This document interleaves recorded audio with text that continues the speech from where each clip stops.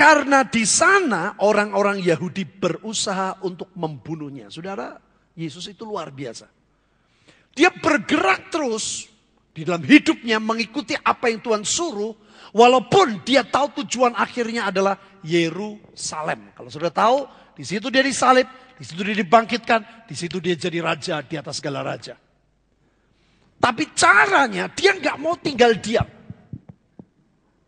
Saudara, Alkitab tadi berkata, Paulus itu untuk mencapai tujuan itu dia lari.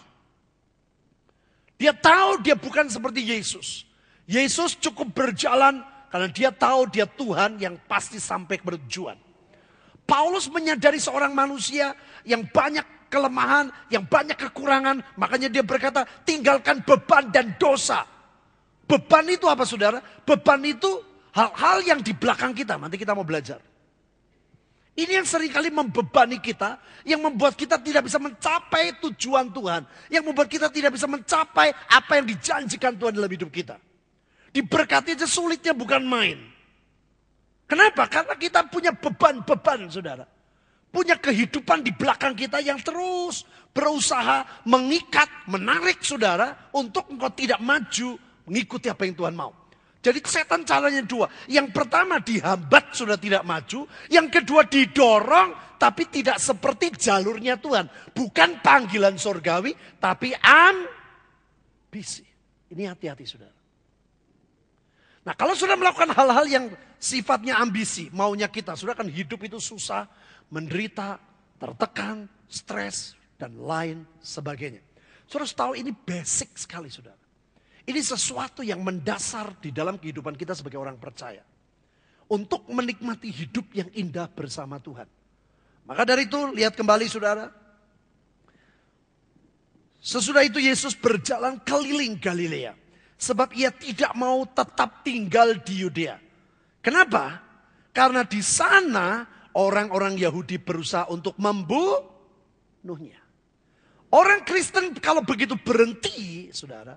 Berhenti di sini, berhenti di sini, berhenti di sini. Waduh saudara itu paling bahaya. Kekristenan kalau mulai stuck. Saudara setan itu punya waktu bagaimana cara untuk menangkap kita. Maka dari itu kenapa Alkitab berkata kasih Tuhan itu baru tiap pagi. Saudara Tuhan tahu manusia itu bosan. Tuhan tahu manusia butuh mujizat seperti lagu tadi. Yang percaya katakan. Saudara dan saya perlu mengalami mujizat. Tiap-tiap hari di dalam Tuhan. Kalau hidup kita bersama Tuhan tidak pernah ada mujizat. Otomatis sudah akan bosan jadi Kristen. Tapi kalau hidupmu diwarnai dengan mujizat. Hidupmu diwarnai dengan penyertaan Tuhan. Sudah akan rasakan hidup itu indah bersama Tuhan. Nah saya percaya, kita percaya. Yang salah bukan firman, tapi kita. Jangan mau berhenti saudara. Saudara dulu pernah Edi Leo waktu di Kaliurang bagus mengajarkan tentang arti bertobat. Kalau kita berjalan ke tujuan yang salah dan saudara berhenti, itu bukan bertobat, itu istirahat. Saudara punya banyak kesempatan untuk berbuat salah lagi. Kalau bertobat, kalau kita berjalan di jalan yang salah, saudara harus berbalik dan berjalan sebaliknya. Maka kita berkata orang yang mencuri, berhenti mencuri dan kerja keras. Setelah kerja keras bantu orang-orang yang susah. Itu luar biasa. Itu arti pertobatan. Demikian juga kan panggilan Tuhan ini saudara. Hati-hati akan kehidupan lama kita. Yang hari-hari ini saudara perlu tahu. Ya, ada garis di mana setan itu mengingatkan sesuatu yang pernah saudara alami dalam hidup saudara. Ada dua hal saudara. Yang pertama, kehidupan lama kita yang sifatnya negatif. Itu membuat engkau punya perasaan tidak layak di hadapan Tuhan. Itu membuat engkau punya perasaan kehidupan yang dulu itu enak. Ya, dosa itu enak. Walaupun itu membuat engkau menderita.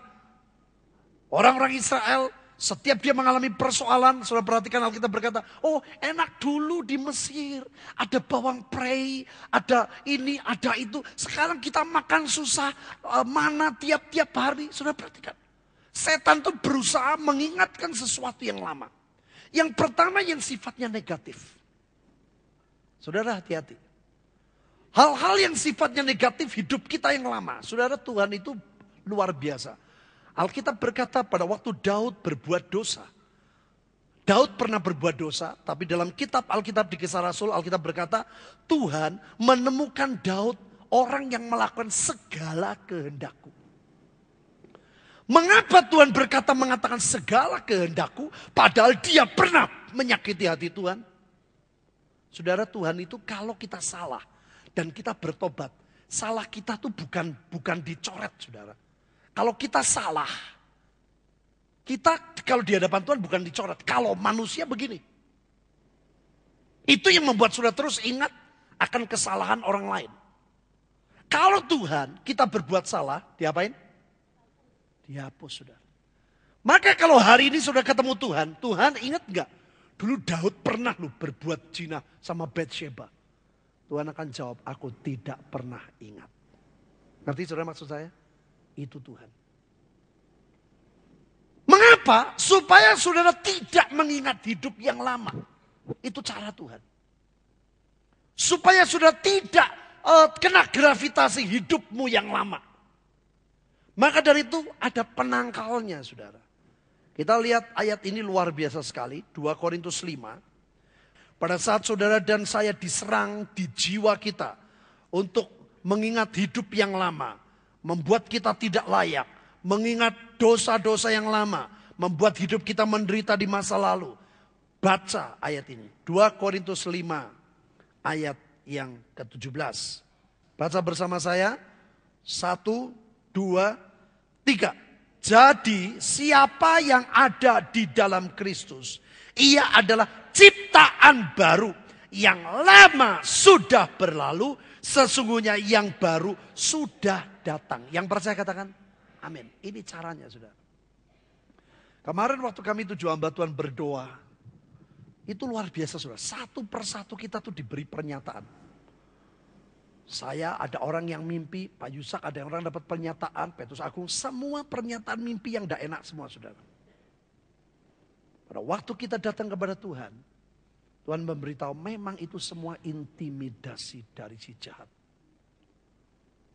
Dan Tuhan berkata caranya.